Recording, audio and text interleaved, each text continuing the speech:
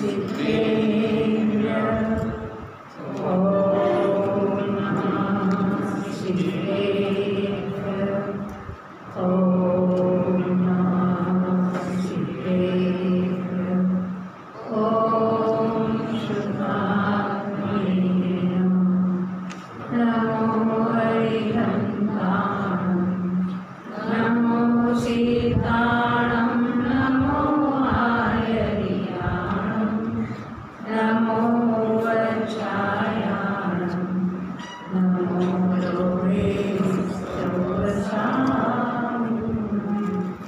त्रिभुवन सारक पारविंद नायक नायक सं त्रिभुवन हितकारी नमो श्री अरहंत महं दीन भुवन के मुकुटमणि गुणानंदमय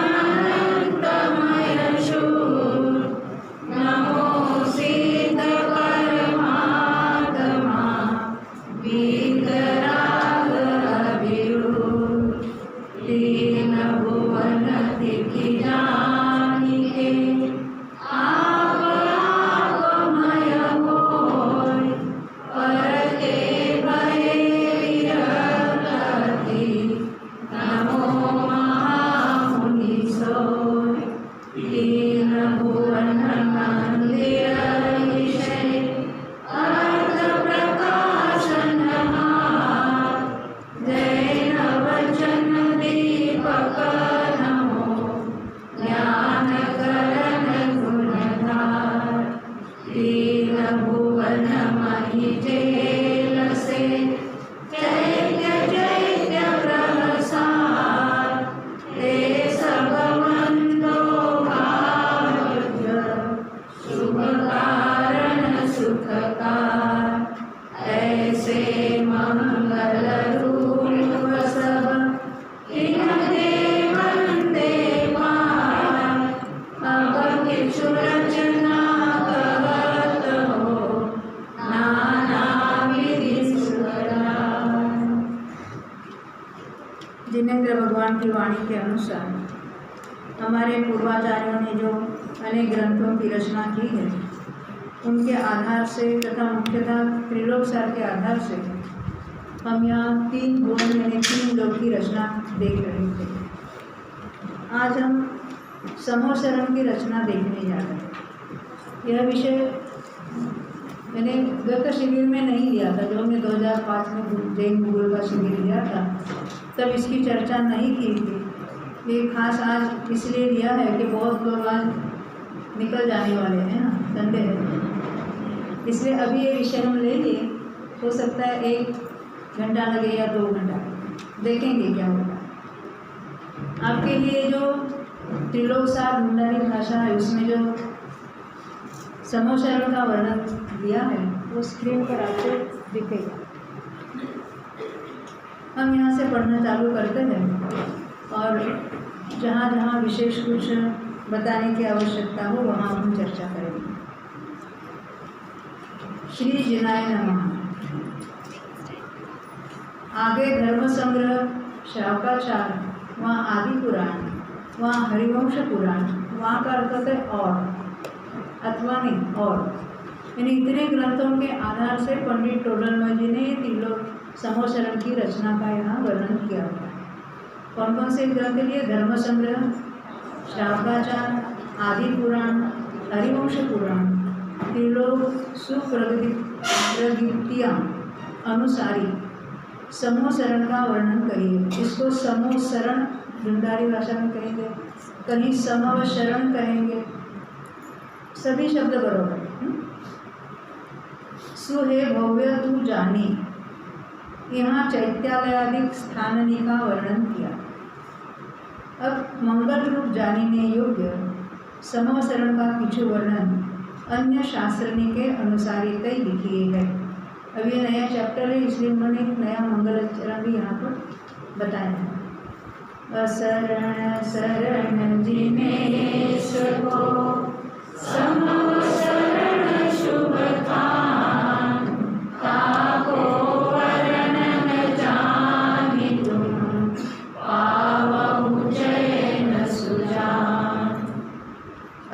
प्रथम ही समवसरण की जे चारी दिशा, तीन एक एक दिशा विषय, तीन यानी उन एक एक दिशा में समभूमि ते उपरी उपरी 20,000 सिवान है ते स्वर्णमय है। सिवानी ने पगतिया, सीढ़ी, स्टेयरकेस जैसा है। देखो क्या है, पहले मैं बताऊँ, समवसरण पूरी जो रचना है वो एक इंद्रनील मणि के ऊपर हुई है। कितना बड़ा इंद्रनील मणि है? तो 5,000 योजन, 5,000 धनुष इतना चौड़ा है और ऐसा 12 योजन उसका व्यास है। उसके ऊपर ये सारी रचना है, एक ही इंद्रनील मणि के ऊपर। वही नीलमणि के जो ऊपर की जो लेवल है वही वो समवसरण की भूमि है। उस पर ये सभी वर्णन अभी हम देखेंगे। यहाँ बाद में आपको कुछ चित्र भी दिखाएंगे। यानी कि 5,000 योजन, 5,000 धनुष ऊपर या 20,000 हाथ ऊपर, ये जो ऐसी बातें होती है वो इटसेल्फ इंद्रमणि नील की चौड़ाई है। तो उसके ऊपर जाने के लिए ये 20,000 जो स्टेप्स है, स्टेयरकेस है, वो होते हैं। तो यहाँ क्या कहते हैं देखो, एक एक दिशा विषय ऊपरी ऊपरी 20,000 सिवान है ते स्वर्णमय है। ये स्वर्णमय वो स्टेयरकेस है। बहुरी वृषभ देव के ते सिवान 1 हाथ चौड़े, 1 हाथ ऊंचे, 1 कोस लंबे है और निके क्रमहीन है। अभी वो क्रमहीन, हर एक तीर्थंकर के कितना क्रमहीन है वो छोड़ देंगे। हम वृषभ देव की जो 12 योजन वाली जो समवसरण की रचना है उसकी चर्चा करेंगे। तो वो कितनी है, यानी सीढ़ियाँ की क्या है, 1 हाथ ऐसी उसकी हाइट चढ़ना पड़ता है और 1 हाथ ऐसी उसकी ऐसी चौड़ाई, और फिर ऐसी कितनी है, 1 कोस इतनी। ख्याल नहीं है? अब आगे बढ़ते देखो, हीन का अनुक्रम कहाँ सो कहिए है। यानी वो किस तरह से वो हीन का अनुक्रम करना है, कैसे कैलकुलेट करना है, उसको हम छोड़ देते हैं। अभी उसके नेक्स्ट पैराग्राफ, बहु सिवाननी ऊपरी चढ़े, यानी अभी सीढ़ी चढ़कर ऊपर गए हम। समभूमि तय 5,000 धनुष ऊंचा जो आकाश, किस विषय नील रत्नमयी गोल शिला है, सोई समवसरण की भूमिका है। भूमिका यानी भूमि है, उसकी जमीन है। यानी समवसरण की जो जमीन है वो नीलमणि का ऊपर का भाग है, ऊपर की ओर है। यानी नीलमणि की चौड़ाई है 5,000 धनुष की, उसको चढ़कर ऊपर जाता है। वो स्वर्ण में जो सीढ़ी है जो उसके ऊपर चढ़कर वहाँ पहुँचा जाता है। यहाँ के ऊपर ही सर्वरचना है।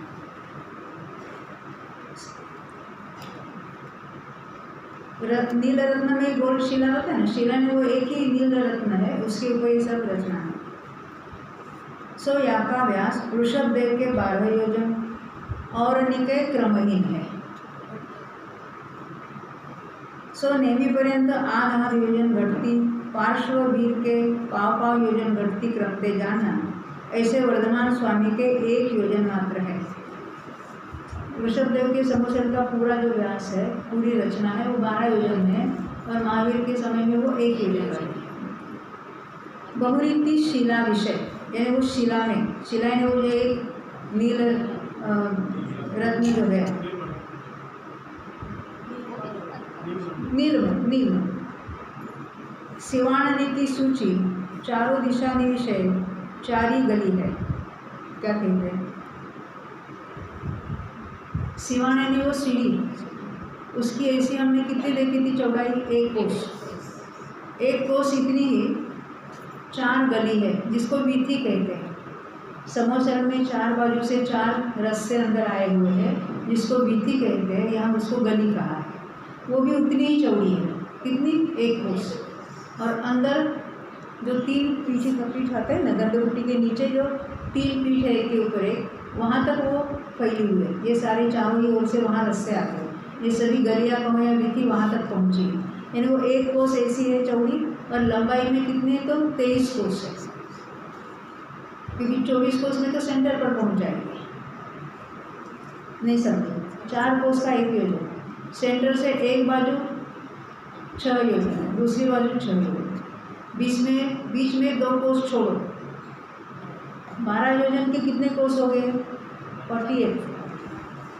तो बीच वाले 2 छोड़ दो, बाकी कितने बचे? हाँ, तो उसमें यहाँ 23 और यहाँ 23 कोस वो वीथियों की जो लंबाई होगी, चारों वीथियाँ वहाँ तक आके रुकेगी। उसके बाद तो आगे पीठों की रचना होगी। अब आगे बढ़ते देखो। तो शिवानिनी के लंबाई के समान चौड़ी है। जैसे सीढ़ी की हमने ऐसी लंबाई देखी थी 1 कोस, वैसी वो गली जो है, वो वीथी जो है, उसकी भी चौड़ाई इतनी ही है। चौड़ाई पे 23 गुनी लंबी है, यानी 23 कोस वो लंबी है, अंदर तक है।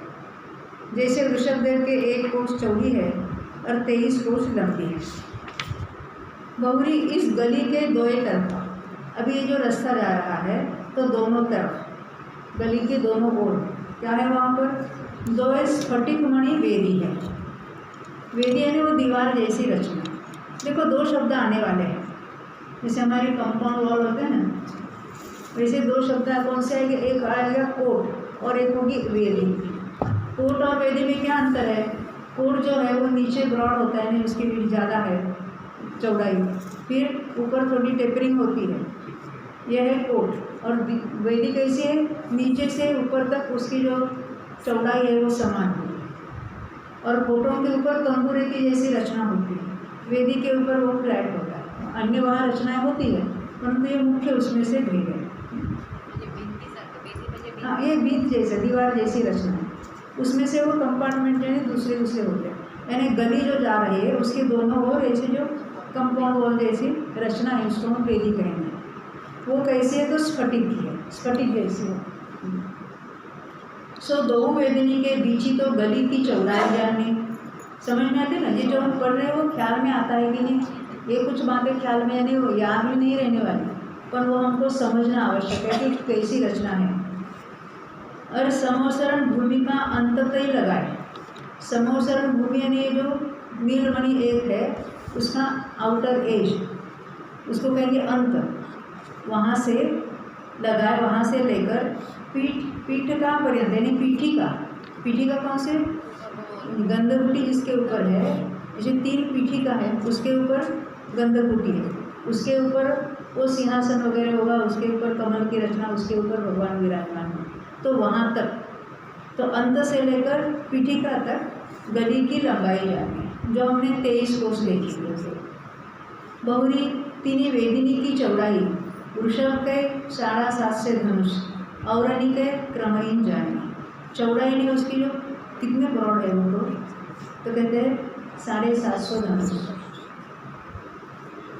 लंबाई गली की लंबाई प्रमाण जाना, जहाँ तक गली है वहाँ तक वो वेदी भी है। बहुरी तीनी चारों गलिनी के बीची 4 ही अंतराल रूप जो भूमि पाई है, 30 विषय, 4 कोट, 5 वेदी, और इन नवनी के अंतराल विषय 8 भूमि है। देखो ये जो हम समोचरण रचना भी देखते हैं, बहुत जगह मंदिर भी बनाए हैं, तो हम देखते हैं ऐसे कुछ ना कुछ उसके घेरे गोलाकार उसकी रचना होती है। तो वो कैसे बनी है? तो 9 वहाँ स्ट्रक्चर से, उसके द्वारा 9 के बीच में 8 अंतराल। जैसे हम 9 उंगलियाँ दिखाएंगे तो उसके बीच में हम गिनेंगे तो 8 अंतराल होंगे। तो कहीं कोट है, कहीं वेदी है, कहीं वेदी है, और कहीं कोट, उसका जो ऑर्डर है वो बताएंगे। तो इनके द्वारा यहाँ कितने कंपार्टमेंट बने? 8। तो ये 8 भूमियाँ कहेंगे अलग अलग, और ये कोट या वेदी है उसका वर्णन करेंगे, और प्रत्येक कोट का या वेदी का या जो कुछ वर्णन आने वाला है वो बताएंगे। यहाँ क्या कहते हैं फिर से देखते हैं, यानी ये जो 4 गली है जिसको हम वीथी कहते हैं या महावीथी कहते हैं, वो 4 बाजू एक है, और एक जैसे पूर्व की और ये दक्षिण की है, उनके बीच में अंतराल है ना, उसमें एक कोट और वेदियाँ पाएंगे। हर एक में 4 गलियाँ हैं तो 4 अंतराल है, यानी वो गली में जो है वहाँ कोई कोट और वेदियाँ नहीं है।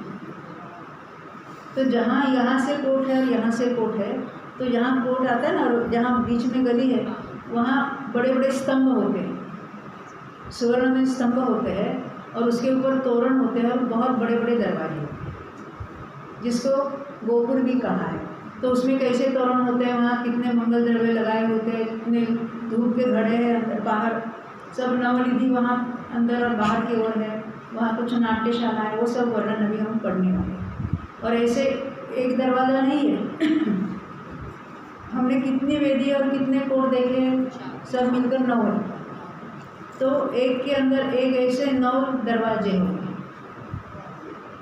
हमें तो एक ही दिखाते हैं बाहर से, जैसे हमारे मंदिरों में दिखाते हैं ना, ऐसे भगवान के सामने, गर्भगृह के सामने, वैसे बहुत बड़े बड़े स्तंभ होते हैं और वो सारी रचना होती है। ऐसे एक के अंदर दूसरा, फिर तीसरा, फिर चौथा, जितने कोट और वेदियाँ हैं उतने वहाँ दरवाजे, प्रत्येक विधि में तो 9 ऐसे दरवाजे होंगे। और प्रत्येक के अंदर और बाहर क्या क्या रचना है वो सब हम विस्तार से देखने वाले हैं। देखो अभी हम देखते हैं तो 4 गलियों के बीच बीच में 4 अंतराल में जो भूमि पाई है किस विषय में, उसमें 4 कोट 5 वेदी, ये समझ में आती ना। तो कौन सा कोट है, उसके बाद की जो भूमि है वहाँ तो इन बीच में जो अंतर है उसमें क्या बातें होती है वो सब हम बताएंगे, हम देखेंगे। और ये नवनी के यानी नवम के अंतराल में 8 भूमि है। तहाँ की शिला का पर्यंत भाग विषय, शिला का पर्यंत भाग यानी जो नीलमणि है उसका अंतिम भाग, पर्यंत भाग यानी अंतिम भाग, उसमें कोट है। यानी सबसे पहले रचना सबसे बाहर क्या है तो कोट है, उसको धूलिशाल कोट कहेंगे। इन कोटों का वर्णन बाद में देखेंगे। एक्चुअली ये तो अनेक अलग अलग प्रकार के अलग अलग रंगों के रत्नों का चूर्ण है और उससे ये कोट बना है। और सबकी प्रभा इतनी होती है कि जैसे इंद्रधनुष दिखता है वैसा पूरा नीलमणि कितना है, 12 योजन तो उसकी व्यास है, तो उसकी परिध कितना होगा, त्रिगुणा तो होगा ना। तो ऐसा पूरा परिध जैसा इंद्रधनुष जैसा नीचे से दिखेगा, क्योंकि नीचे से क्या दिखेगा तो 5000 धनुष तो इंद्रमणि की वो चौड़ाई है। और वो पूरा धूलिशाल वर्ण जो है ये 5 प्रकार के रत्नों से उसकी धूल से जो बना हुआ उसकी प्रभा दिखाई देगी। यानी नीचे से देखने वाले को ये पूरा एक राउंड इंद्रधनुष जैसा दिखेगा। तो ये कोटों का वर्णन अभी आगे आएगा। पहले वो रचना क्या है उसको देखते हैं। एक्चुअल रत्न है, वो एक्चुअल रत्न है, विक्रिया से बनता है, परंतु वो नीलमणि है।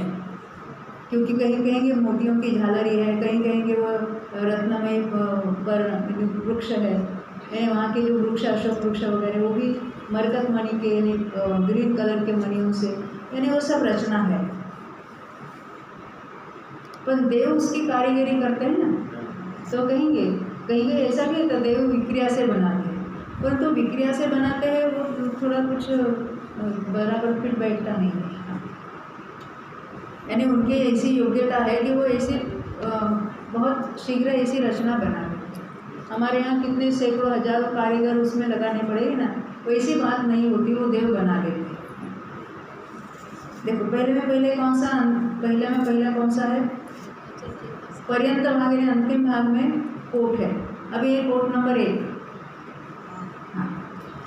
ताके परे उसके अंदर, परे उसके पार अंदर की ओर चैत्य प्रासाद भूमि है।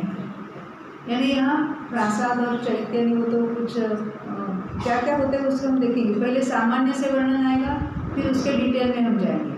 पहले हम यहाँ वेदी कोट और अंदर की भूमि है, यानी कितने कंपार्टमेंट देखे हमने, 8, तो 8 के नाम बताएंगे, फिर उसका वर्णन हम डिटेल में देखेंगे। पहले एक कोट देखा, फिर चैत्य प्रासाद भूमि, ताके परे वेदी है, उसके बाद वेदी, ताके परे खातिका की भूमि है, यानी यहाँ खातिका यानी खाई है, पानी से भरी हुई खाई है यहाँ। ताके परे वेदी, फिर दूसरी एक वेदी, ये 2 नंबर की वेदी है। ताके परे पुष्पवाटी की भूमि है, पुष्पवाटिका है, उसके वेदी वगैरह वहाँ पर पाए जाते। ताके परे कोट है, अभी कोट नंबर 2 आया। ताके परे उपवन की भूमि है, इसको उपवन कहते हैं।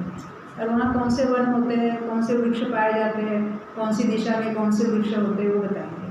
और वहाँ पर भी चैत्य वृक्ष वगैरह पाए जाते हैं, उसका भी वर्णन करेंगे। ताके परे वेदी है, ये वेदी नंबर 3। ताके परे पूजा समूह की भूमि है, इसको ध्वज भूमि भी कहते हैं, यहाँ अलग अलग ध्वजाएँ होती हैं। ताके परे कोट है, ये 3 नंबर का कोट है। ताकई परे कल्प वृक्षनी की भूमि है। यहाँ कल्प वृक्ष पाए जाते हैं, ये सारे कल्प वृक्षों के वन हैं। और यहाँ पर भी चैत्य वृक्ष होते हैं। पहले जो चैत्य वृक्ष थे वहाँ अयंतों की प्रतिमा होती है और यहाँ सिद्धों की होती है। ताकई परे वेदी है, वेदी नंबर 4। ताकई परे मंदिरनी की भूमि है। मंदिर यानी जिन मंदिर समझना नहीं, ये तो देवों के महल है। ताकई परे कोट है, ये कोट नंबर 4। ताकई परे सभा की भूमि है, यानी जिसको श्री मंडप कहते हैं। जो 12 कोठे हम देखते हैं ना, समूह शरण में जो बैठते हैं सब 12 अलग अलग कोठों में, कौन कहाँ बैठते वो चर्चा आएगी। तो इसको कहते हैं सभा की भूमि, कहो या श्री मंडप कहेंगे। मंडप क्योंकि इसके वो खंभे भी बहुत बड़े बड़े होते हैं और उसके ऊपर आकाश स्फटिक मणि का पूरा जिसको कहें छत होता है, उस छत में से भी ऊपर देख सकते हैं ऐसा। ताके परे वेदी है, ये 5 नंबर की वेदी है। यानी अभी तक 5 वेदी और 4 कोट हो गए। ऐसे 3 गलिनी का अंतराल रूप भूमि विषय, यानी गलियों 2-2 गलियों के बीच में जो अंतराल है उनमें ऐसे 8-8 भूमियाँ और वेदियाँ और कोट हो गए। बहुरी 3 गलिनी विषय, 4 कोट और 5 वेदिनी के द्वार है। जैसे मैंने बताया ना, गली में क्या है वो रास्ता है और उसके राइट और लेफ्ट में क्या होगा, कोट है, वेदी है, कोट है, वेदी है, वो हमने देखी। और एक कोट और एक वेदी के बीच में क्या है, भूमि है। तो जहाँ जहाँ दोनों ओर से कोट है, तो दोनों ओर से कोट है तो वहाँ बड़े बड़े सुवर्णमय स्तंभ होते हैं और उसके ऊपर ये तोरण और वो फिर दरवाजे वो सब रचना होती है। गोकुल कहेंगे उसको, गोकुल का वो बहुत बड़े बड़े होते हैं, तो उसको कहते हैं 3 गलिनी विषय, 4 कोट और 5 वेदिनी के द्वार है। तो 1 गली विषय 9 है। समझ में आती बात। 4 गलिनी विषय 36 है, यानी एक ओर पूर्व की ओर 9, हर एक की ओर हर एक दिशा में 9-9 तो 36 होते हैं। बहुरी प्रथम कोट और प्रथम वेदी के बीच ही प्रथम भूमि है। हमने देखे ना वो धूलिशाल जो कोट है और उसके बाद जो वेदी है, तो उसके बीच में जो भुजबीन है और वो जहाँ पर बीच में एक गली आती है, वीथी आती है और बाजू में वो भूमि है, तो वहाँ बीच में मानस स्तंभ है। फिर पढ़ती मैं, प्रथम कोट और प्रथम वेदिनी के द्वारनी के बीच जो गली, ताको प्रथम भूमि की गली गई। यानी अपनी भाषा में पहला द्वार और दूसरा द्वार के बीच में जो वो महामार्ग जो है, वीथी जो है, वो जो है वहाँ पर मानस स्तंभ होगा उस बीच में, उसको कहेंगे प्रथम भूमि की गली। हाँ हाँ हाँ, रास्ते के बीच में ही होता है बिल्कुल। और रास्ता बहुत बड़ा है, एक कोस बड़ा है, वो मानस स्तंभ है। सो 4 दिशानी विषय 4 मानस स्तंभ है।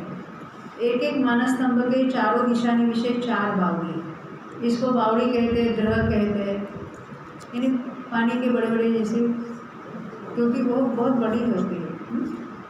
तो चारों दिशाओं में 4-4 बावड़ी होती है। और इस गली के 2 पार्श्व विषय, वो मानस स्तंभ का और डिटेल वर्णन हम देखने वाले हैं। हर एक मानस स्तंभ के भी 3 पीठ होते हैं और उसके ऊपर वो मानस स्तंभ के नीचे भी जिन प्रतिमाएँ होती है, ऊपर टॉप पर भी जिन प्रतिमाएँ होती है, और इंदिरा देवाओं कैसे अभिषेक वगैरह करते हैं उसका वर्णन आने वाला है।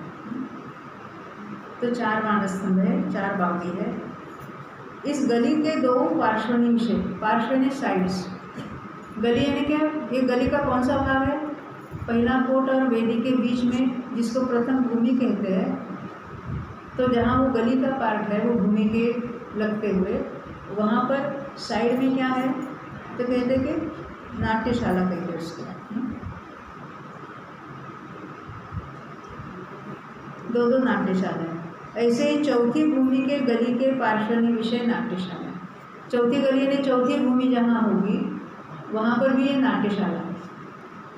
और छठी भूमि के गली के पार्श्व विषय तीनितई दूनी, यानी उनसे दूनी नाट्यशाला। यहाँ 2-2 होगी तो वहाँ 4-4 होगी। बहुरी सप्तमी भूमि की गली विषय, 7वीं भूमि, समझते हैं ना, क्योंकि हमने एक कोट वेदी वगैरह उसके अंतर में जो है उसको भूमि कहा है। जहाँ 7वीं भूमि है वहाँ जो गली का पोर्शन है, वहाँ गली के सेंटर में ही 9 स्तूप है, एक के बाद एक स्तूप होते हैं। ये स्तूप भी बहुत बड़े बड़े होते हैं, कोसों के 3-3 कोस इतने बड़े होते हैं। जैसे मानस स्तंभ भी इतना बड़ा होता है, 3 कोस इतना बड़ा, वैसे वो स्तूप भी बड़े होते हैं। वो सब स्वर्ण में अनेक विविध रत्नों से बने हुए होते हैं और उसके ऊपर सिद्धों की और अरिहंतों की प्रतिमाएं पाई जाती हैं। ऐसे 9 स्तूप एक गली में, दूसरे में भी, तीसरे में भी, चौथी में भी, हर एक में। स्टार्टिंग में हमने मानस स्तंभ देखा था और वहाँ आगे जाकर वहाँ 7वीं भूमि के पास वो 9 स्तूप पाए जाते हैं। मानस स्तंभ तो पूरी ऐसी पूरी रचना है और स्तूप यानी जैसे थोड़ी ऐसे टेपरिंग रचना होती है। हाँ,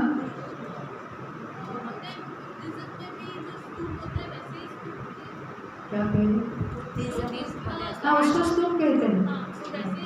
हाँ, ऐसे नीचे थोड़े ब्रॉड हो गए ना, ऊपर थोड़े ऐसे टेपरिंग हो गए गोला का, वो स्तूप होते हैं।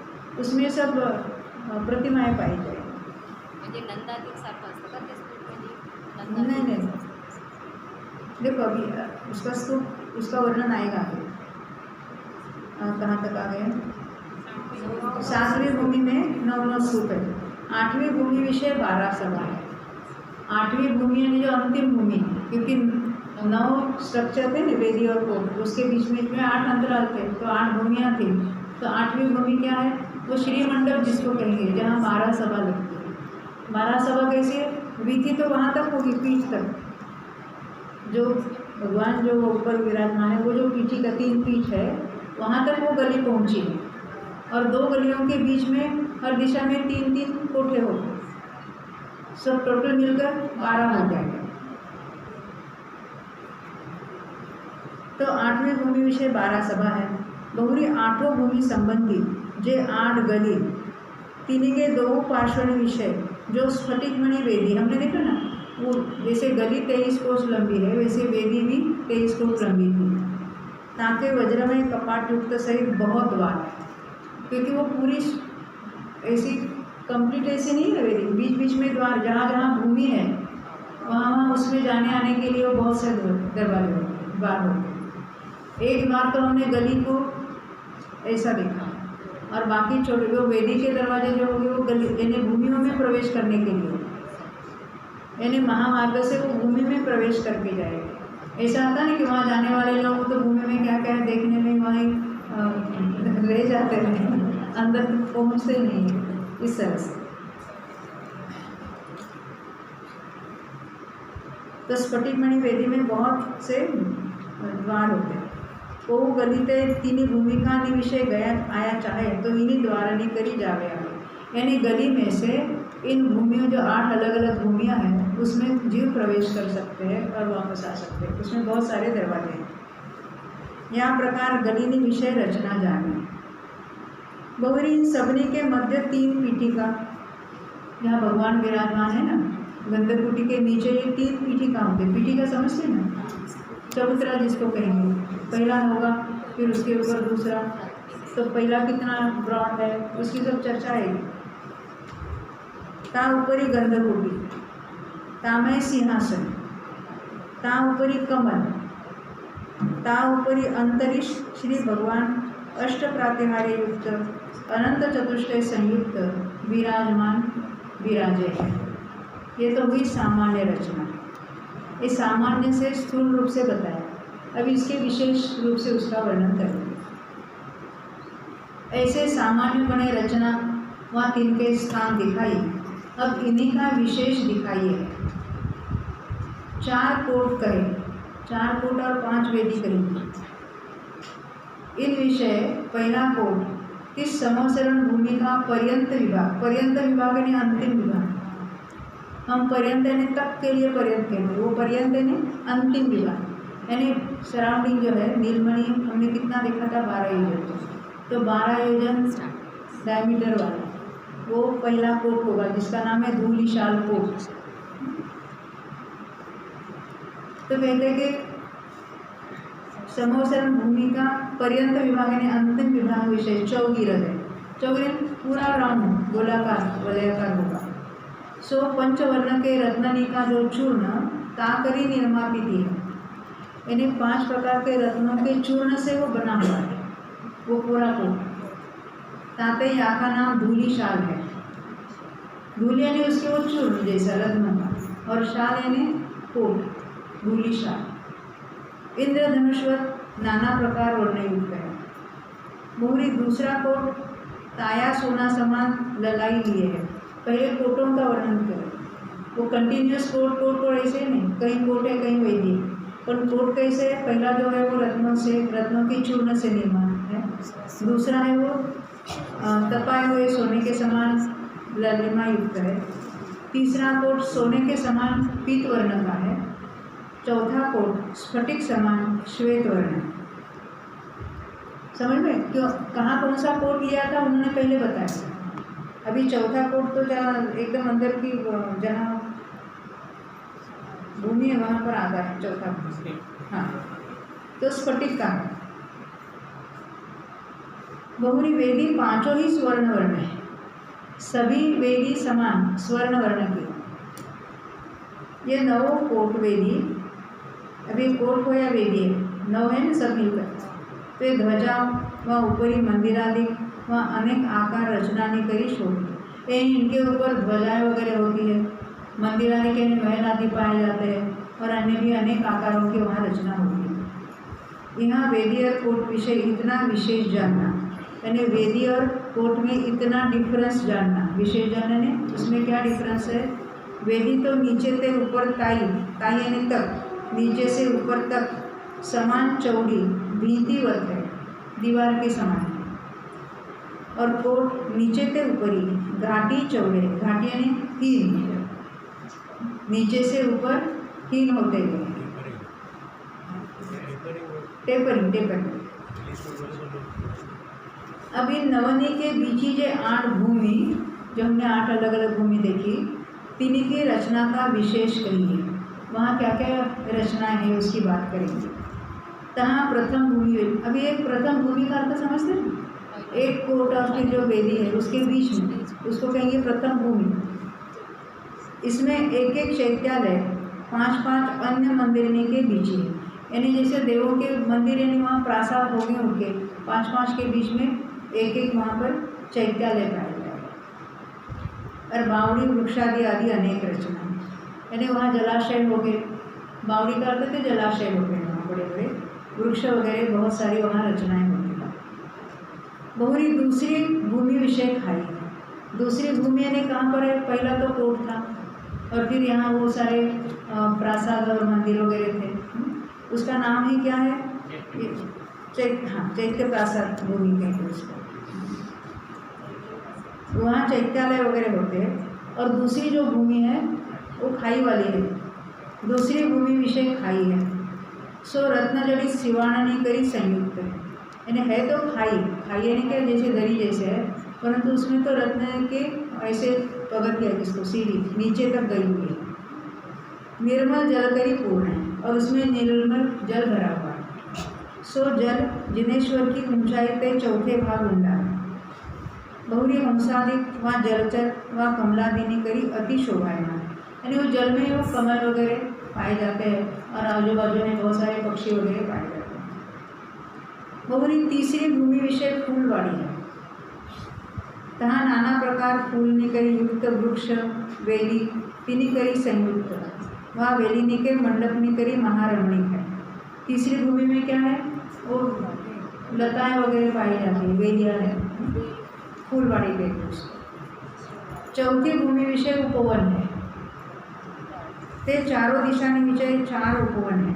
उनके नाम ही अशोक वन, यानी वहाँ सारे अशोक वृक्ष पाए जाएंगे। पूर्व दिशा में अशोक वन है, पश्चिम में सप्तपर्ण वन है, दक्षिण में, पश्चिम में होंगे चंपक वन, और उत्तर में होंगे आम्र वन।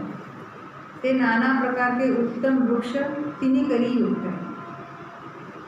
मंदिर, नृत्यशाला, बावड़ी, क्रिया करने के पर्वत इत्यादि रचना करी रमणीक है। एंड बीच बीच में ये सारी रचनाएं होती। जहाँ जहाँ मंदिर लिखा है उसका अर्थ होता है महल। बहुरी अशोक वन विषय अशोक नामा चैत्य वृक्ष। ये अशोक जो है, अशोक वृक्ष, ये चैत्य वृक्ष का नाम है। हमने चैत्य वृक्ष किसको कहा था? वहाँ जिन प्रतिमाएं पाई जाती। ताके चौकीरथ 3 कोट है, वो वृक्ष के चौकीरथ 3, जो वहाँ चैत्य वृक्ष होता है वहाँ उसके चौकीरथ 3 कोट होते हैं। कोट यानी जैसे दीवार जैसी रचना। 3 के माही 3 पीठ है, पहले 3 कोट और सब अंदर वाला कोट, उसके अंदर की जो स्पेस है वहाँ पर 3 पीठ पाए जाएंगे।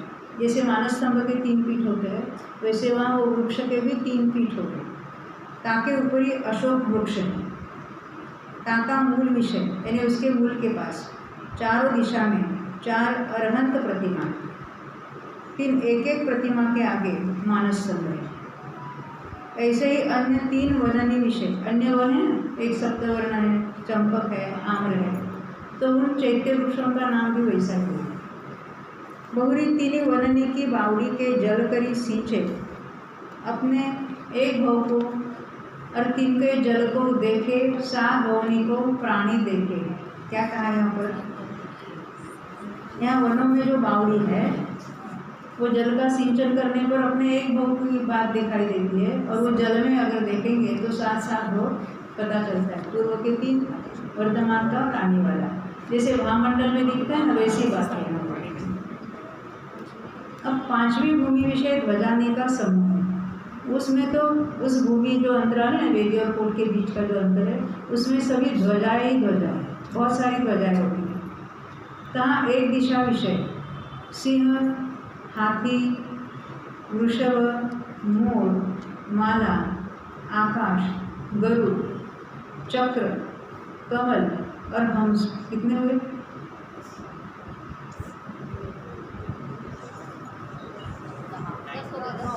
10 हुए ना? 10। तो कहते हैं इनके आकार निकरी युक्त ध्वजा है, सो एक एक आकार युक्त 108 ध्वजा है। ये जो हमने अभी आकार के बताई ध्वजा, तो इसे 108 होगी। ये तो मुख्य ध्वजा, महाध्वजा, और एक एक महाध्वजा संबंधी 108 छोटी ध्वजा। ऐसे एक दिशा विषय रचना है, प्रत्येक दिशा में ऐसी रचना होगी। सर्व चारों दिशाने की मिलाई हुई 4,70,880 ध्वजा हो है। देखो कैसे क्या, महाध्वजा तो कितनी होती है? एक दिशा में 10 × 108 यानी 1080 हो जाएगा। छोटी ध्वजा कितनी है? एक एक दिशा में 10 × 108 × 108। महाध्वजाओं के 108 गुना करना है ना, तो पहले जो हमने 1080 और अभी की टोटल होती है 1,16,640, सब मिलकर 1,17,720 होती है। और ये चारों दिशाओं की मिलकर सभी 4,70,880 ध्वजाएं हो जाती। ये सभी अलग अलग आकार। उसमें वो भूमि में केवल ध्वजा ही ध्वजा है। उसमें फिर वो दंड कितना बड़ा होता है ध्वजा का। हाँ, ध्वजाओं का बहुत इम्पोर्टेंट, सब जगह आती है ध्वजाएं, बहुत जगह विराज। वैसे तो भगवान की जो 3 कटनी है होते हैं ना पीठ, वहाँ पर भी ध्वजाएं होती है। और हमने वो देखी होगी कि कहाँ नदीश्वर द्वीप में भी वो वहाँ कृत्रिम चैत्यालय, वहाँ पर भी कितने दूध के घड़े होते हैं। वैसे ये ध्वजाएं भी वहाँ होती है, बहुत जगह होती है ध्वजाएं। तो ये ध्वजा रत्न में दंडनी करी धारी है। देखो ध्वजाओं के दंड रत्नों से बने, वो रत्न है। ते दंड वृषभदेव के 88 अंगुल चौड़े, 25 धनुष का परस्पर अंतराल है, यानी 2 ध्वजाओं के जो दंड है उसमें 25 धनुष का अंतर होगा, और इनके क्रमहीन जाने। ये तो होगी ध्वजा की भूमि। छठी भूमि विषय कल्प वृक्ष निके बने। पहले तो आम्रवन, चंपक वन वगैरह देखा, और यहाँ के वन में तो कल्प वृक्ष है। तहाँ भाजन, अभी वो कल्प वृक्ष अलग अलग प्रकार के होते हैं, उनके नाम होते हैं। भाजन, ग्रह, आभूषण, वस्त्र, भोजन, पान, ज्योति, माला, वाजित्र, दीप जाति के जो 10 प्रकार के कल्प वृक्ष 3 करी युक्त हैं। यहाँ सभी कल्प वृक्ष पाए जाते हैं, 10 प्रकार के कल्प वृक्ष इसमें पाए जाते हैं। तहाँ चारों दिशाने के 4 वननी विषय 4 चैत्य वृक्ष हैं। उन कल्पवृक्षों में ही कुछ चैत्य वृक्ष है। चैत्य वृक्ष में वहाँ जिनबिंब पाए जाएंगे, प्रतिमाएँ पाई जाएंगी। तिनके नाम नमेरु, मंदार, संतान, पारिजात है। ये चैत्य वृक्षों के नाम। पहले हमने जो चैत्य वृक्ष देखे थे ना, आम्र है, वो सप्तपर्ण है वगैरह, तिनका वर्णन पूर्व अशोक चैत्य वृक्ष का वर्णन बस जाना। यानी चैत्य वृक्ष में जो है जिन प्रतिमा है, मानस स्तंभ है, ऐसी बात होगी वहाँ पर। विशेष इतना, यहाँ सिद्ध प्रतिमा विराजमान, वहाँ अरिहंतों की थी, अरिहंतों की थी। तो उनके जो कुछ बाकी भी प्रातिहार्य वगैरह वहाँ दिखाएंगे, या मंगल द्रव्य भी सब वहाँ होंगे। तो इन वृक्षों को सिद्धार्थ वृक्ष भी कहते हैं। जिन चैत्य वृक्षों के मूल में सिद्धों की प्रतिमाएं होती है, उनको सिद्धार्थ वृक्ष कहते हैं। ये धवला में ये बात आई। फॉलो नहीं होती, ठोस होती है, ठोस होती है। हाँ, वह शरीर है पर उनका अपना आत्म प्रदेशों का आकार है कि नहीं है। वो फॉलो वाली वो तो पहली पद्धति थी कि कोई धातु की प्रतिमा करके बीच में हॉलो दिखाते, परंतु यहाँ सिद्धों की इटसेल्फ प्रतिमा जो बनी है, स्फटिक की हो या अन्य किसी की, उसको अगर कुछ हम ऊपर वो छत्र वगैरह नहीं दिखाते, चावल नहीं दिखाते, अन्य प्रातिहार नहीं दिखाते, तो उसका अर्थ वो सिद्धों की प्रतिमा है। बाकी जो अरिहंत है तो उनके पूरे वो चवर वगैरह उसके साथ दिखाएंगे, वो अरिहंत की प्रतिमा होती है। ये डिफरेंस है। हाँ, परंतु हॉलो प्रतिमा कहीं नहीं है, सब जगह सिद्धों की ठोस प्रतिमा पाई जाती है, अकृत्रिम चैत्य। ये चैत्य वृक्षों में सिद्धों की जो प्रतिमा है वो ठोस प्रतिमा है, ऐसा कोई हॉलो आकार नहीं दिखाते वहाँ पर। क्या में है ना बात। हाँ, नहीं, पहले पद्धति थी, बहुत से घरों में या मंदिरों में भी वो वैसी स्थापना की हुई थी कि बीच में मनुष्याकार दिखाते हैं और बाकी धातु दिखाते हैं। परंतु यहाँ क्या रचना है वो हमको देखना है ना।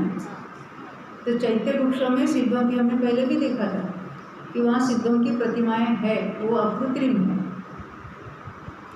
इन वर्णनीय विषय भी मंदिर, बावड़ी, मंदिर है वहाँ पे भी प्रासाद वगैरह रहने के, बावड़ी आदि अनेक रमणीक रचनाएं रहने के नहीं। वहाँ तो वो देव वगैरह आते हैं, गीत वगैरह गाते हैं वगैरह, वो सब बातें होती है। सातवीं पृथ्वी विषय मंदिर है। पृथ्वी ने वो भूमि, हाँ, जो दो कोट और वेदी के बीच में जो अंतर है उसको भूमि कहते हैं। वो वहाँ क्या है, मंदिर में प्रासाद है, वे अनेक रचना युक्त रमणीक, बहुत खंडनीकरीश हो गए। अनेक खंड होते हैं क्या, जैसे हमारे हम घरों में अनेक रूम्स होते हैं, वैसे अनेक खंड होते हैं। वैसे तहाँ देवादिक जिनगुण गावना आदि शुभ कार्य करें, यानी जिनेंद्र भगवान के गीत वगैरह गाएंगे देवा करवा। अब आठवीं पृथ्वी जो अंतिम पृथ्वी है, जिसको हम 12 सभा कहते हैं, श्री मंडप कहते हैं उसको, उसमें सभा है। पृथ्वी का अर्थ है, हम देखो अधोलोक में भी हमने पृथ्वी कहा, और वो पृथ्वी का अर्थ होता है वो पृथ्वी, दूसरी पृथ्वी, तीसरी पृथ्वी ने नरक की बात है। अब यहाँ पृथ्वी ने कोट और वेदी के बीच वाला जो अंतराल है, उनका बेस तो नीलमणि का है ना। वहाँ जमीन कैसी है, वो नीलमणि के ऊपर ही सब है, यानी वहाँ की जमीन है नीलमणि। हम जैसे जमीन के ऊपर चलते वैसा नहीं, वो नीलमणि के ऊपर ही पूरी समोचन की रचना है। तो ये आठवीं पृथ्वी में सभा है। तहाँ किस पृथ्वी संबंधी 4 अंतराल, 3 विषय, 2 तो गली की वेदी और 2 दिन के बीची और स्फटिकमयी बिंदी है। क्या कहना चाहते हैं, वहाँ तक गली पहुँची है जहाँ 12 सभा है। तो गली के दोनों ओर तो जो वेदी चली आई थी बाहर से अंत तक, वो तो है ही, वो भी स्फटिक की है। और ऐसी ही अभी ये गली के 2 वेदियाँ, ये पूर्व की 2 वेदियाँ, उनके बीच में भी और 3 कंपार्टमेंट करेंगे, यानी गली के 2 और फिर अंतराल में भी और 2, यानी यहाँ 2, वहाँ 2 और बीच में और 2 और यहाँ पर 2, इस तरह से पूरी रचना होगी। तो 2 के पीछे और स्फटिकमयी बिंदी है। फिर चारों बिंदीने के बीच ही जे तीन अंतराल सोई तीन कोठे, यानी जो पूर्व की जो वीथी है, गली है, और दक्षिण की गली, उसमें तीन कोठे हो गए। तीन कोठे के लिए क्या होगा? वेदी की गली होगी, नहीं वेदी तो है ही दोनों, बीच में और दो दीवारें होगी, वेदी होगी, उसमें तीन कोठे पाए गए। तो आग्नेय में, नैऋत्य में, वायव्य, ईशान, हर जगह तीन तीन कोठे, टोटल 12 कोठे होंगे। बीच में गली होगी ही होगी, यानी तीन तीन कोठों के बीच में वो गली का अंतराल बीच में पाया जाएगा, क्योंकि गली से होकर ही उसमें चला जाता है, या गली से होकर ही ऊपर सीढ़ी चढ़कर पीठ पर चढ़ा जाता है। तो स्फटिकमय भिंती है। तीन चारों भिंती के पीछे ये तीन अंतराल सोई तीन कोठे हैं। चारों दिशा के मिले हुए 12 कोठे भई, ये हमने सुने 12 कोठे हुए। बहुरी 16 भिंती भई, टोटल सब गली के बाजू वाली और इन बीच में वाली वो सब टोटल हो जाए 16।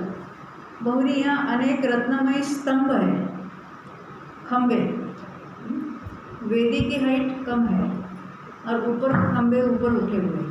जैसे हम मंडप डालते हैं तो क्या होता है, वो कपड़ा जो उसकी हाइट कम है और बीच वो खाली लकड़े के खंबे होते हैं और फिर ऊपर उसको छत डालते हैं, ऐसे वहाँ पर ये रत्नमय खंबे होंगे। तो वो वेदी वाली दीवारें तो शॉर्ट होगी, उसके ऊपर ऊंचे वो खंबे रहेंगे। तो वहाँ अनेक रत्नमय स्तंभ है।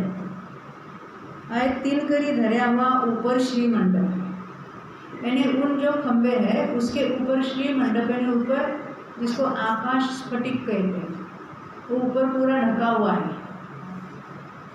आप कहेंगे वहाँ से अगर ढका हुआ है, उसकी बहुत बड़ी हाइट है और वहाँ से भगवान को देख सकते हैं, उसके थ्रू एंड थ्रू भी देख सकते हैं, और वो मंडप की हाइट बहुत ज़्यादा है, यानी भगवान की जो हाइट है उससे भी 12 गुनी बड़े होते हैं, इतनी बड़ी हो उसकी हाइट।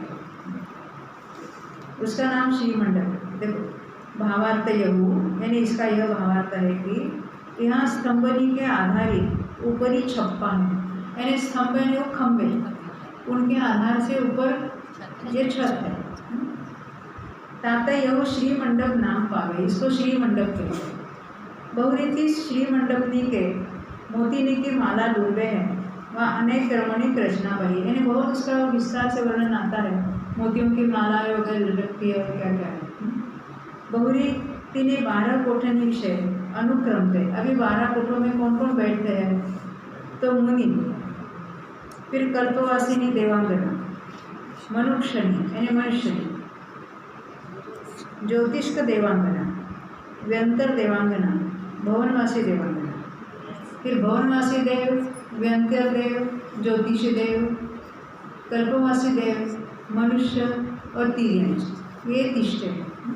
पहले मनुष्य नहीं लिखा था, यानी वहाँ तो स्त्रियाँ होगी और ये यहाँ सब पुरुष होगी, यानी स्त्रियों के कोठे में आर्यिकाएँ होगी। आर्यों का उनका अलग कोठा नहीं है, आर्यिका होगी और उन्हीं के साथ वहाँ अन्य भी स्त्रियाँ बैठेंगी। यह प्रकार गलिनी का अंतराल विषय जो भूमि थी, इस विषय रचना का विशेष कहा। अब गलिनी विषय रचना कही, ताका विशेष कही, विशेष यानी उसके और डिटेल्स बताए। जे धूलिशान आदि के द्वार है, हमने क्या देखा था, प्रत्येक कूट और वेदी जहाँ गली तक आती है वहाँ गली को ऐसा जैसे कमान हम देखते हैं वैसे बड़े बड़े द्वार होते हैं, यानी बड़े बड़े खंभे हो गए सुवर्ण के, और उसके ऊपर वो सारे द्वार हो गए, तोरण हो गए, वहाँ अष्टमंगल द्रव्य 108 वहाँ पर लटकती रहेंगी। वो अंदर और बाहर क्या क्या रचना है वो सब बताएंगे अभी यहाँ। अब गली के रचना कही, ताका विशेष कही। जे धूलिशाल आदि कई द्वार है, आदि यानी ऐसे 9 द्वार है, हमने देखे ना, ये जो वेदी और कोट मिलकर 9 है, तो प्रत्येक गली में ऐसे 9 द्वार हो गए। 3 विषय पूर्व दिशा के द्वारनी का क्रम तय, विजय, वैजयंत, जयंत, अपराजित, ये नाम जाने, वो द्वारों के भी नाम है। हाँ, तो पूर्व, फिर दक्षिण, फिर पश्चिम, फिर उत्तर, इनके नाम इस तरह से। बहुरी 4 कोट, 5 वेदी, इनके चारों दिशा संबंधी सर्व 36 द्वार हुए। एक दिशा में कितने देखे थे? 9, तो सब मिलकर 36 तो द्वार हो गए। तीन विषय, धूलिकोट के 4 द्वार तो सुवर्ण वर्ण है, वो जो द्वार है वो सुवर्ण वर्ण के। बहुरी बीची के 2 कोट 4 वेदिनी के 24 द्वार रूपा समान श्वेत वर्ण है। क्या कहते हैं? 2 कोट और 4 वेदिन के वो क्या है? रूपे के समान श्वेत वर्ण के। स्फटिक कोट के और ताके अभ्यंतर जो वेदी, ताके 8 द्वार हिरण्य मणिमय हरित वर्ण के। बहुरी 3 36 द्वारनी के बाह्य व अभ्यंतर 2 पार्श्वनी विषय मंगल द्रव्य व निधि तिष्ठे है। यहाँ मंगल द्रव्य जो अष्टमंगल द्रव्य है वो 108 की संख्या में वहाँ पाए जाते हैं।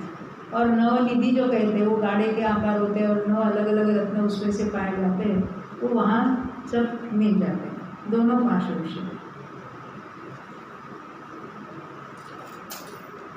एक द्वार के 2 बाएं 2 माही, यानी बाहर की ओर 2 माही यानी अंदर की ओर 2, ऐसे 4 पार्श्व भरे।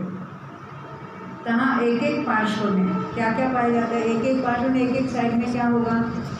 छत्र, चामर, झारी, कलश, विंजनो समझते हैं? पंखा, ध्वजा, आरसो यानी अरिसा और ठौना, ये 8 जाति के मंगल द्रव्य। एक एक जाति के 108 मंगल द्रव्य धरे हैं। क्या कहा? द्वारों के पार्श्व भाग में अंदर की ओर भी और बाहर की ओर भी 8 मंगल द्रव्य धरे के 108। हाँ, ठोना कहते हैं ना, वो स्थापना के लिए यूज करते हैं, स्थापना कहते हैं चांदी की, जिसमें ऊपर लोग लौंग वगैरह स्थापित करते हैं पूजा में वो ठौना या स्थापना कहते, वो आकार क्या होगा? हाँ, लविंग वगैरह रखते हुए उसको ठौना या स्थापना कहते हैं। यानी 8 जाति के मंगल द्रव्य है, अष्टमंगल द्रव्य, और वो 108 नंबर में। अब ये जो निधि की बात है, 9 निधि उनके नाम बता रहे थे। एक एक जाति के 108 मंगल, जैसे 108 छत्र, 108 चामर इत्यादि वहाँ पाइए। अभी निधियों के नाम: पांडु, काल, महाकाल, पद्म, नैसर्ग, मानव, शंख, पिंगल, सर्वरत्न, ये 9 जाति के निधि गाड़ा के आकारी हैं। यानी वो गाड़े के आकार के निधि होते हुए, निधि नहीं, वो एक्चुअली बड़े बड़े रत्न होते हैं। और उनसे क्या क्या मिलता है? तो कहते हैं अन्न, ऋतु योग्य वस्तु, वासन, वस्त्र, मंदिर, आयुध, वाजित्र, आभरण और सर्व प्रकार के रत्न इनको देवे, यानी वो देते हैं, जिसको निधि कहते, वो कभी नहीं फूटती, उसमें से वो मिलते रहते। तो एक जाति के निधि तहाँ एक एक पार्श्व विषय 108 है। जैसे 8 मंगल द्रव्य 108 है, वैसे 9 निधि भी 108 कहाँ? एक एक भाग में, अंदर की ओर भी बाहर की ओर भी, दोनों ओर। बहुरी एक पार्श्व विषय एक एक धूप का घड़ा है। मैंने बोला ये धूप के घड़े भी सर्वत्र होते हैं, पृथ्वी इत्यादि में। ते नाना प्रकार सुगंध द्रव्य की धूप करी संयुक्त है। बहुरी तिनी द्वारनी के 12 यानी बाहर, वह बीची या बीच में, वह माही यानी अंदर की ओर, 2 पार्श्वनी विषय दोनों ही बाजू में। नाट्यशाला है ते रत्नमयी है। नाट्यशाला में वो देवियाँ वगैरह आकर वो नृत्य गान वगैरह करती हैं, उसको कहीं वहाँ नाट्यशाला। तहाँ जिन्होंने गान युक्त नृत्य करे। बहुरी स्वर व धारणी के रत्नमयी तोरण है। अभी हमने द्वार बताए, तो बड़े बड़े तो पहले तो सुवर्णमय खंभे होते हैं और उसके ऊपर जो ऐसा कमान जो होगी वो रत्नमयी तोरण होते हैं। अभी तोरणों को क्या क्या लटका है देखो, फूलमाल, रत्नमाल, घंटा आदि शोभा करी संयुक्त है। बहुरी कोट कई तोरण ऊंचे हैं, कोट की जो हाइट है उससे तो वो खंभे हो गए और उसके ऊपर वो तोरण हो। यानी इसको एक पूरा मिलकर गोपुर कहते हैं। तो ये बहुत ऊंचे है, ये तोरण के द्वार ऊंचे हैं। बहुरी एक दिशा संबंधी 9 द्वार हमने देखे थे ना, जितने कोट और वेदी उतने अंदर जाने तक वो द्वार हो गए। 3 विषय बाह्यतः 3 वार्णिके दंडधारे द्वारपाल ज्योतिषी, वहाँ दंडधारक ऐसे देव खड़े हैं, वहाँ ज्योतिषी देव। दौनिके यक्ष बनकर, 2 द्वारों के वहाँ यक्ष बनकर वहाँ द्वारपाल करके खड़े हैं। दौनिके नागकुमार भवनवासी, दौनिके कल्पवासी है। ऐसे ही चारों दिशा विषय जानना, ये द्वार का वर्णन हुआ। अब मानस स्तंभ का भी जरा वर्णन देखते हैं यहाँ पर। बहुरी प्रथम भूमि की गली विषय, जहाँ प्रथम भूमि कहाँ है, वो धूलिशाल कोट और फिर आगे वाली वेदी, उसके बीच में गली के दोनों तरफ प्रथम भूमि है। और गली में जहाँ प्रथम भूमि है उस संबंधी जो गली है वहाँ पर मानस स्तंभ है। वो जो मार्ग है, गली है, उसके सेंटर में होता है मानस स्तंभ। तो प्रथम गली का मध्य विषय 4 वार्णिकी संयुक्त ध्वजादिगिनी करी शोभायमान 3 कोट है। यह मानस स्तंभ पहले किसमें है, तो पहले 3 कोट हो गए और 3 कोट के अंदर ये उनके 3 पीठ हो गए, उसके ऊपर मानस स्तंभ होगा और ये कोट होते उसमें दरवाजे होंगे। ये कह रहे 4 वारों से युक्त ऐसे ध्वजादिगिनी की करी शोभायमान, ये कोटों के ऊपर ध्वजाएं वगैरह बहुत सारी चीज़ें उसमें भी पाई जाएंगी। ऐसे वो 3 कोट होते हैं। बहुरी प्रथम कोट और दूसरा कोट के पीछे वन है। 3 कोट है ना, बाहर से पहला दूसरा ऐसा कहेंगे तो वहाँ वन है। दूसरा तीसरा कोट के बीच ही वन है। ते वन नाना प्रकार वृक्षणी करी कोकिलादिकिनी का शब्द करी रमणीय, करी ने उससे युक्त है रमणीय। बहुरी 3 वननी विषय इन उन वनों में लोकपालनी के नगर है। लोकपाल यानी वो तो सोम यम वरुण कुबेर हमने देखे थे ना, तो उनके नगर पाए जाते हैं वहाँ पर। तहाँ प्रथम वन में इंदु यम वरुण और कुबेर के, सोम भी गए थे ना, सोम को है इंदु को है। और द्वितीय वन में अग्नि नैऋत्य पवन ईशान के नगर जाने। बहुरी तीसरा कोट के अभ्यंतर 3 पीठ ऊपरी है, 3 पीठ एक के ऊपर एक है। तहाँ पहला पीठ वैडूर्य रत्नमय, पहला पीठ वैडूर्य रत्न से बना हुआ है, दूसरा सुवर्णमय है, तीसरा सर्वरत्नमय है। 3 की ऊंचाई का प्रमाण क्रम थे ऋषभदेव के 8, 4 धनुष प्रमाण, यानी पहले पीठ की हाइट कितनी है तो 8 धनुष, फिर दूसरा 4 धनुष, तीसरा भी 4 धनुष। बहुरी पहला दूसरा पीठ की चौड़ाई का प्रमाण तो अवार शास्त्र में व्यक्त नहीं, परंतु हमने अन्य शास्त्र में पढ़ा है पहले पीठ की चौड़ाई नीचे अगर हम देखेंगे व्यास उसका कितना है तो 4000 धनुष का। दूसरे पीठ की जो चौड़ाई वो 2500 धनुष की होती है। तीसरा पीठ 1000 धनुष का चौड़ा, क्योंकि यही पीठ की चौड़ाई भगवान के नीचे जो गंधकुटी के नीचे के उसकी भी इतनी ही चौड़ाई होती है और इनकी कम है। तीसरा पीठ के ऊपर ही मानस स्तंभ है। जब हम गंधकुटी की बात करेंगे तो तीसरे के पीठ के ऊपर गंधकुटी होगी, यहाँ मानस स्तंभ है।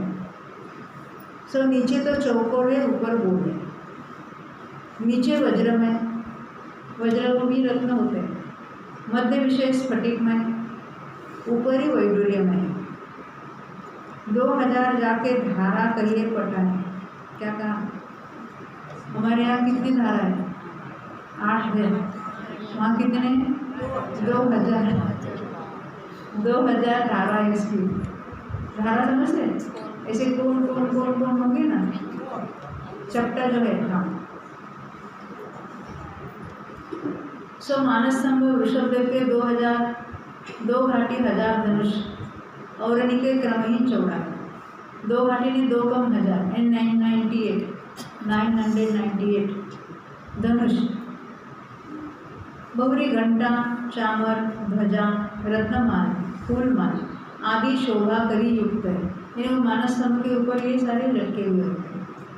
बहुरीत इस मानस स्तंभ के ऊपर ही मस्तक विषय ऊपर ही उसके टॉप में 4 दिशा में 4 अरहंत देव की प्रतिमा विराजे है। ते अष्ट प्रातिहार्य करी युक्त है, देखे ही सर्व पाप को मिटावे रहे, ऐसे मानस स्तंभ का वर्णन करा।